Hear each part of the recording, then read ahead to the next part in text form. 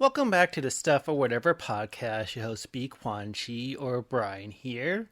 Before we get started, I always like to say the best way to support the channel and me is to like, comment, and subscribe, whether it be here on YouTube, follow on Twitter for fun tweets and updates, and I do stream gaming on Twitch, B. Quan Chi on all the social medias, and those gaming VODs, stream VODs, whatever you want to call them, do get uploaded here on YouTube in a timely manner, so you can always check out the channel for gameplay and video gaming as well. And these podcasts are just me talking about stuff or whatever, so hence the name of the podcast. So it's the end of the year, and it kind of, I don't know, I feel like everyone gets in that mindset, like kind of reflect on the year and make goals for next year and stuff like that. I don't know, because the thing about this podcast I started this year, even though it's been some guy in his mid-30s, not really give too much attention, but what kind of motivated me to do the podcast in the first place is that I got the YouTube partnership again. I said this a few times throughout the podcast, but to sum it up, I used to have the partnership, but then YouTube raised its requirements. It required channels to have 1,000 subscribers and I think 4,000 hours of watch time in a rolling 12 months. And since then, I think I got like at least 140 new subscribers. I'm not sure if it's, I think it's because of the Untitled stuff too. I said that before too. Like, I'm not sure what really works with the channel, but who knows? And it's like maybe one of those things, like maybe, what's that? I think it's 1,000 hours doing something, then you become good at it or something like that. So just got to keep talking in a microphone for 1,000 hours, and then I'll be the next Joe Rogan or whatever. Now, I don't want to be quite that figure, but who knows? Sometimes I get the pie in the sky dreams about having like an actual studio or more of a better setup. Maybe if I had a bigger place too to actually have like an office or a better desk or something like that. Even like collab with a guest and stuff like that. So that's the one thing I was like holding back on actually doing that because I didn't feel like some loser talking by himself. But you know, and down the road, maybe if there's more traction, have more interaction and stuff like that. Like I also said this a few times too, but having kind of like an advice bid or reacting to stuff too. But yeah, I think one thing by the time this podcast goes up, I'm gonna remove a lot of videos on the channel. And I also said this before, this time that kind of like was more of a try harder to be a YouTuber. I did like Loot Crate unboxing, although those were removed a long time ago. Other stuff, but there's still some videos I want to take down. The recent uploads, I'm pretty much all going to stay, except I did try to do like a gaming archive because about 4 years ago, how long it's been, I tried to do like a side gaming channel, like a Let's Play style. The videos kind of cringe in a sense, and I don't think the re-uploads have been that popular either. So I think I'm just going to remove them because a lot of those games I'm just replaying on stream, so the stream VODs of that. And I'm not sure if every game I want to revisit, but I feel like trying to mold the channel in something that, I don't know, reflects what I wanted to reflect in a sense, if that even makes sense. But yeah, there's still a lot of videos I'm going to delete. Like, it's kind of lame. There's been times like I use my, I think I had I think a lot, I did. I used one of those flip cameras back in the day to do a majority of my Loot Crate unboxings until I eventually got a good enough smartphone camera that I felt more confident with using the smartphone versus a video camera. But there was time I used like pointed a camera at a tablet and played games and kind of did a let's play of that. And then I figured, oh, I can use my tablet to actually capture the footage and stuff like that. So I think a lot of those are going to be deleted as well. And I was open to feedback and stuff like what I should do, what I should play, because I think a lot of the stuff besides the podcast is going to be gaming stuff too. And other goals for the channel, I think I'm just going to bite the bullet, and because I mentioned a few times, I keep on, that's like a rolling pattern theme. Is I mentioned it before, but there's some videos I want to make, and it's kind of like more like a fan idea, video essays about some video games, maybe even cartoons and stuff like that. And I don't know, like what's really holding me back is not being able to present it in a good way, in the sense that I feel like it'd be really amateur, like slideshow kind of stuff. But I'd rather have something than nothing. I even played around with the idea of having like art assets or commission somebody, and I'm not sure if that's ever going to happen, or at least not happen anytime soon. Because that's my biggest concern is like commission all this artwork and then paying people. And this is just a hobby. It's not like something I am banking on for income or anything like that. Although, to be transparent, I did earn a little bit from YouTube this year, just a tiny bit. So, who knows, maybe as time rolls on and it becomes more like, hey, this is something that be beneficial to put more time and energy. So, I'm also taking some vacation time soon. So, probably won't be a new podcast for a few weeks and some light on the streams, but I do have like other gameplay stuff that I like to put on the channel. I wonder how well those are received, because it's like one of those things like I don't want to get all that much feedback and stuff like that. I do like putting like gameplay that's just gameplay and no commentary, because again, the same pattern. I said this before on the podcast, but I want people just like enjoy just watching gameplay, like either like long runs or little gameplay videos, just to kind of like relax or have as good background noise and stuff like that. So I do have playlists like that as well, and I just kind of like that because it feels like, hey, either I'm kind of archiving this in the sense like, hey, this game exists, and hey, I play this and stuff like that. Or just a reminder too, because sometimes I forget certain games that exist as well, like from my childhood, especially a lot of the SNES and Genesis games. I think a lot of that is molded a lot of my gaming as a kid and teen and all that. Eventually, like PlayStation and 64 and all that, but not sure how I'm going to branch out with the gaming and the streaming, but still got to get the habit of doing that. And I feel like I've been streaming a lot of games, older games that I'm more familiar with. I'm not sure if I'm going to change that as well in terms of, I don't know, like play games that I want to play and beat, but I have some, that might be a good segue to go into New Year's resolutions and all that. But yeah, with the channel, I might do more. There's a lot of stuff that's holding me back. It's like one of the things if I can't present it as well as I would like. I don't know. It's like kind of like that fine line of just put out just to make sure it's out there versus if it's going to be at a certain level of quality, even with my experience. Like I kind of wish I had better editing software. I'm always thinking like bite the bullet and get Premiere, or maybe look around and see, because like one of the things like I don't want to invest so much money in something that's more or less at the end of the day a hobby. And anyone in the comment section, share feedback as well. Also thinking like having more a habit of collabing, even though I'm not sure that that's ever going to really happen. Maybe as the channel gets bigger, we'll see. But on that note, I think the best way is to like message me, like on Twitter, which is probably the best way.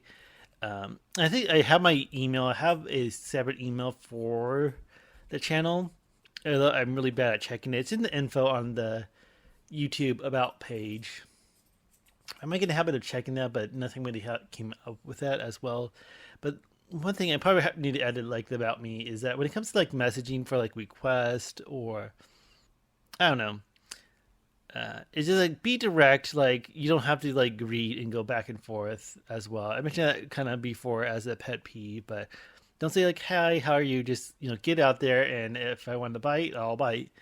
If not, then oh well. But yeah, I'm just kind of like on the fence of doing more stuff with like channel art or have like an avatar, because even compare like what I would like to do in the future would compare to like Saber Spark or LS Mark or even like Foot of a Ferret. Like people like talk about TV shows, cartoons, movies, video games, and kind of have like a little avatar that represents me, maybe a few different poses to kind of present in a way that it's not just like some whatever video on YouTube. But I know there's some like cartoons I even like been rewatching and binging and stuff like that too. That like, oh, I can probably talk about that, but I don't even, like a lot of stuff I just kind of like don't even have a script for, or really plans. I'm not sure if we even have like a plan. He like scripts out something, or sometimes I'll like write down ideas. I think the last video I made that I really like put a lot of thought into was my Danganronpa one about like the biggest twist in Danganronpa 3, the third game. So that's on the channel. So I think that was the one that took a lot of effort. Maybe it's getting more attention, and I haven't felt that we were like put out of work and like, hey, worked hard on this, or and it kind of pays off. But we'll see what happens down the road. But yeah, I'm not sure. Like when it comes to like artwork, I'm not sure like how much to pay or whatever, just depending on the artist and stuff like that. Like even like another pie in the sky dream is to actually commission and collab with somebody to do like t-shirts and stuff like that. Not necessarily t-shirts that represent me or the channel or the podcast, but I just had that dream of like making cool t-shirts that I would want to wear and stuff like that. And if other people want to wear that too, that'd be really cool. Maybe for another day. But yeah, and then moving on to New Year's resolutions. And talking about like the channel and updates and stuff like that, like removing stuff. I might do stuff in the future more. We'll see. And I think also when it comes like my streams haven't really got much action at all in terms of like viewers and chatting and all that. But just gotta get in mindset because I feel like can be like I want that attention, but if I get it, I'm kind of like don't know what to do with it. Even if it's just like a small handful, like building a community or anything like that, which sounds weird because I just can't really envision it in a sense, like if that can actually be real. And again, feel free to use the comment section below to share advice or thoughts or whatever. But yeah, I think that would be a goal to kind of build more of a community, to have maybe a podcast be more of a collective, like, hey, talk about this, talk about that. You know, I have this going on in my life. What do you think? What advice can you give? And stuff like that. So we'll see. I even thought of the idea of like getting a co-host, like even if I have to be on like Discord or telecommuted and stuff like that, since everyone works from home now. But yeah, just kind of thinking out loud about the channel, the podcast, and what have you. But moving to other New Year's resolutions, the typical stuff like try to lose weight, exercise more. I think I've been a little bit better this year. I think maybe I actually even lost some pounds.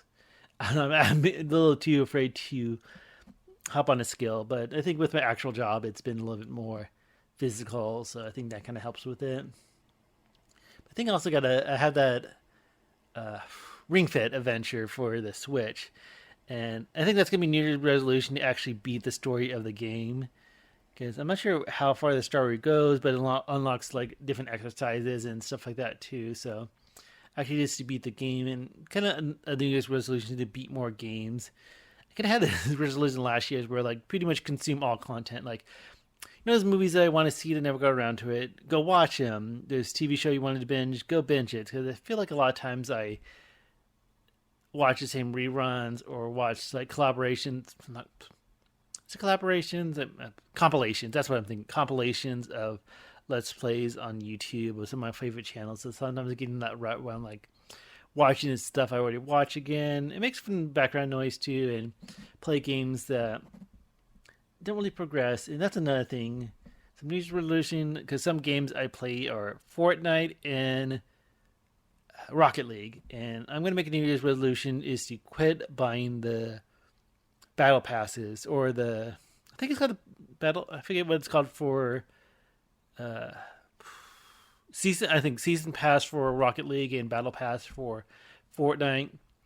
Other thing is like as I play the games, like when you complete the battle pass or the season pass, you usually earn enough in-game currency to buy the next one. So I haven't really been wasting money in that sense. Sometimes I would like fork out for little V-Bucks, whatever, for a skin or something like that. But I feel like at the point that it just kind of takes up a lot of my time. Like I just feel like, oh, I gotta complete the season pass. I gotta level up and get all the rewards and stuff like that. And a lot of times I don't even really use rewards much because, like, oh, I have like with so many skins throughout the year or so or seasons. You know, I have what I want to play the game with my character, my car, my vehicle, this and that. That if I want to jump into a round, I can, and I'll be happy with the player or vehicle that I'm playing with. I don't have to keep on grinding to unlock everything. So I think with Fortnite currently, I'm going to unlock Spider Man, and that's going to be it. And I'm just going to throw out there just to tease and see who actually listens. But since I'm not going to buy the next season pass for Fortnite, if anybody wants me to buy them anything from the V-Bucks store or whatever you want to call it, that's worth. I forget how much you earn in the battle pass, but probably enough to get earn. Maybe not this whatever promotional skins. I feel like sometimes the skins are like range from a lower price to like a higher price. But if anyone wants something from Fortnite, uh, comment and message me and stuff like that. The first come, first serve. But I'm gonna guarantee that's not gonna happen. But if anyone wants free stuff from Fortnite, I'll use my V-Bucks to buy them like a skin or something. But I still have to complete this battle pass too. I'm like maybe not even halfway through it, so I think this will be the last battle pass and the last season pass for the game. But I also think about playing them on stream as well. Even though it would probably have to be on my PC because I majority play them on Switch. And that's another thing I've been debating. Again, maybe like when I think like invest in a hobby that's I don't know if it's worth it, but getting like a capture card and maybe even stream games from my Switch and stuff like that too. Because I think maybe just having a habit of whether they play games I'm familiar with or play games that I just want to play and beat, and like, hey, if I want to play these games anyway, why not just throw it on stream or whatever. But besides that, not too much when it comes to resolutions in the new year. I think sometimes some people get in a habit like, oh, make all these resolutions, make all these goals, and then half, if not more, you don't even keep or live up to. So it's almost like a disappointing yourself kind of thing, or I don't know. So I'm not thinking too much, but I think spend my time in different ways, and even if it can be more creative stuff, like I think that's gonna be a solution is to like put at least a few videos, maybe once a month or whatever, of just stuff that's not the podcast, that's not streaming, that's not gameplay, like more like video essays and stuff like that. Maybe it won't be too bad, and maybe just looking around and trying to learn more editing or find something better that's either low cost or free. But what I have just kind of works for what I'm doing, so that's why like this podcast is very simple. Even though with YouTube the visuals are very simple, you see those little transitions of the colors and stuff like that. Always open to feedback as well.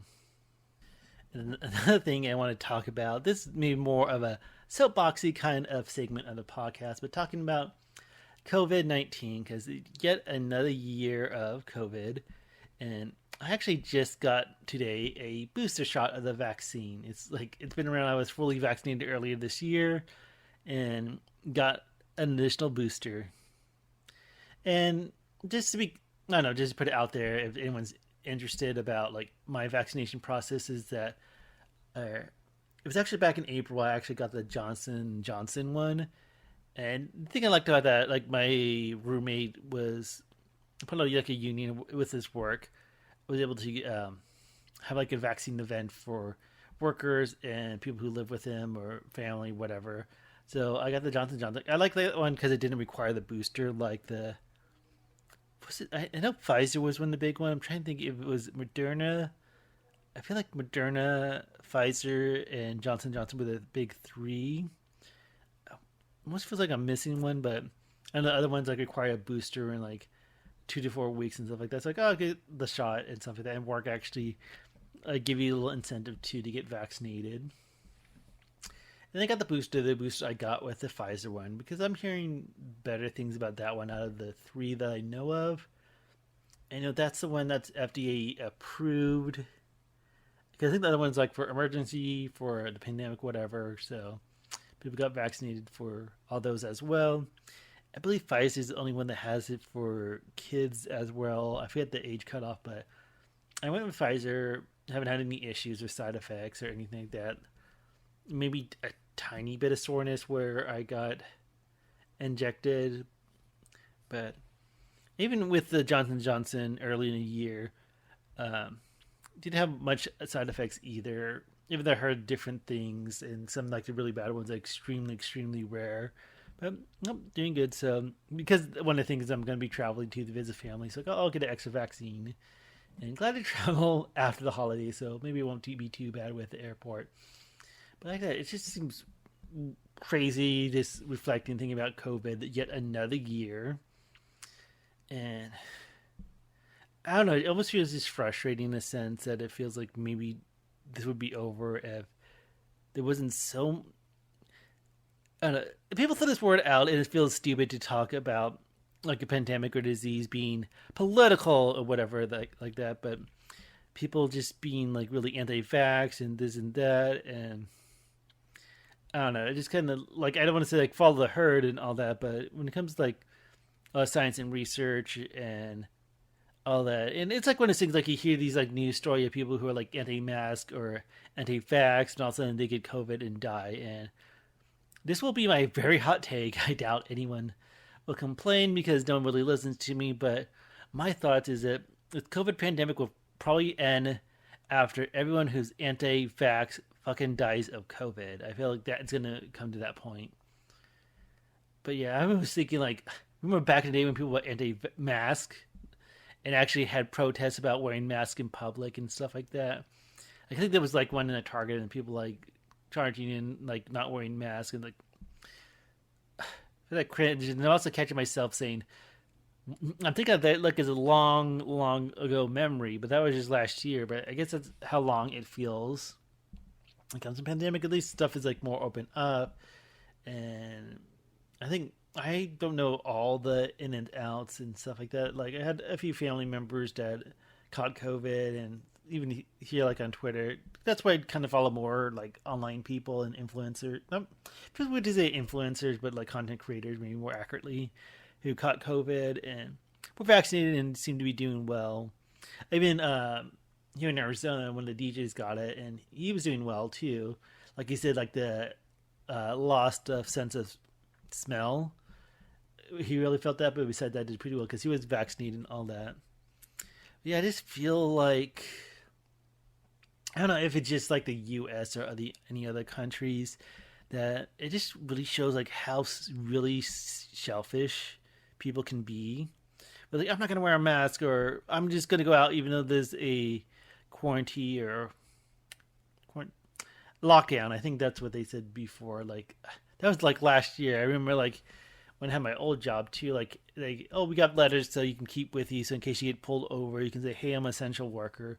And that's another thing. Like I remember like when the pandemic started, like all you food workers, all you grocery workers, and of course like hospital nurses and all that too. Like all your heroes and stuff like that. Let's appreciate them. And then moving forward, we still treat our food workers like shit. People who do waitress or retail or grocery, like what the fuck? Like they were like prayed as hero, maybe metaphorically online or stuff like that, just so people could feel good. Like nope, still get them an unlivable wage. Be unreasonable when it comes to like being a shitty customer and stuff like that too. Like you think that would like grow more compassion and stuff like that, but I feel like nope, a lot of people are still assholes and bitches and all that, and it's kind of disappointing when I don't know if there's like a word for it, but when you feel like when everyone's in the same boat, you can like relate more, connect more, or at least more compassionate, and it feels like we're kind of getting there or something, but then like whatever, treat people like shit again, and so it's kind of weird. I wonder if there's documentaries. I'm sure there will be if they're not already. Like having like a post-COVID world, like how the world, like society was in the U.S. before COVID and afterwards, and how this because this is definitely going to make a lot of changes in us moving forward, whether we like it or not. And I don't know. It just feels like there's a lot of ignorance. There's a lot of misinformation as well. When people say like you can ivermectin, and that I think that was this year, but people joking about ivermectin, and people thought that would help treat or prevent COVID. I think people thought drinking bleach would. I don't know. There's so much stupidity as well. Like, I think with the pandemic, there's been times like I can't get more disappointed with how stupid people can be, and then they become stupider. on that, but look at it. And I hope anyone who's listening, well, if you're listening to me, thank you. I really do appreciate it. But I hope all is well, and hope making the best decision for yourself, for your safety, for your health, for your people around you, for their health. Stay informed. Don't be an idiot. And even though some middle-aged dumb guy on the internet calling you idiot doesn't mean nothing, but still take good care of yourself and all that. I think to wrap this up, we are going to bring back the summary of the whatever report. I've been kind of diving more into Reddit more, so I think I'm going to find some stories or follow some communities on Reddit about some weird news story. So I think that's a good way to kind of wrap up this podcast, just so it's not too short or too long. But the first story in the whatever report is a mom finds crystal meth in a cereal box while making breakfast for her toddlers. Saying the street value of the crystal meth was over $120,000. I'm not sure where this was. The article didn't really say too much. I guess the main thing, I never heard of this cereal, I guess. It's like golden morn, like maize and soya protein. It's like some weird, it's apparently like Nestle makes a product. But I guess in there was a bag of drugs and all that. The other thing is like no one really got sick from it because I guess the kids noticed it but didn't say anything and just ate the cereal and all that. So they're wondering if there was like something with the company or the manufacturer. And of course, she turned into police right away. Went to hospital just to make sure everything was good. Because saying 450 grams of crystal meth, and that was worth $120,000. But is it like what happened? I guess like they said, there incident like someone was arrested and stuff like that. But it's not really much. But pretty much just found a big bag of crystal meth in breakfast cereal. Okay, and this next one is pretty interesting. I guess it was like a little viral video about it too, but it happened in McDonald's in China that they are testing an exercise bike in stores. There's like a video like someone riding the exercise bike while eating McDonald's and like drinking the soda and stuff like that. And according to the article, there's only 2 so far. But I guess it confirmed like, yeah, this is a thing that they're testing out. I think that kind of the marketing they're thinking behind this is the people who feel guilty for eating fast food and all that can exercise at the same time. They also said the bike can charge cell phones and electronic devices by the energy developed in the process, or the energy generated during the process. And also the bike is made of recycled plastic material, so that's kind of neat too. But pretty much you can ride an exercise stationary bikes in China, and maybe McDonald's will do that more. Yeah, kind of a neat story. Okay, and this is a kind of a what the fuck story. It happened in New Orleans, like a 31-year-old man basically trying to hire babysitters to treat him like a child, to treat him like a baby, and to change his diaper. It sounds just gross, but it's kind of reading through the article. Like, I guess he was posing as a younger man with special needs and trying to hire babysitters. I'm not sure if he like really played on that act or how that went down when actually being babysit. But I guess it was other charges as well with, let me see, like human trafficking or stuff like that too, or messed up, because I think he was also trying to solicit other babysitters to like, I don't know, like do it to care for him and whatever, in a sense. Like, I trying to think, what did the article say? There was a little term that I said in the article. Alternative therapy, as they called it, arrangement. But yeah, I'm not sure. Like when changing diaper, like that means like actually like a nasty. I don't even want to think about that. Like someone, I don't know, like the diaper fetish. Just I almost want to throw up in my mouth a little bit just thinking about that. But because I changed maybe like less than a handful of diapers, like caring for my nephews back in the day. But yeah, that's not. And I would never have children. I would never change a diaper moving forward. Hopefully.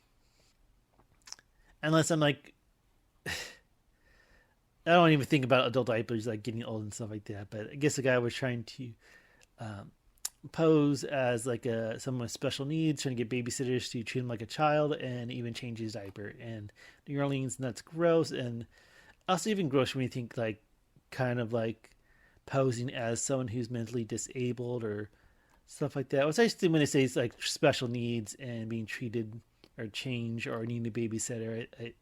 That's what I can assume with the story, but that's just weird and disgusting. And I don't know if that something he just gets off on or whatever. But, okay, and the last story for the Whatever Report is this was from BBC.com, but I guess Alexa was telling a 10-year-old girl to touch a live plug with a penny.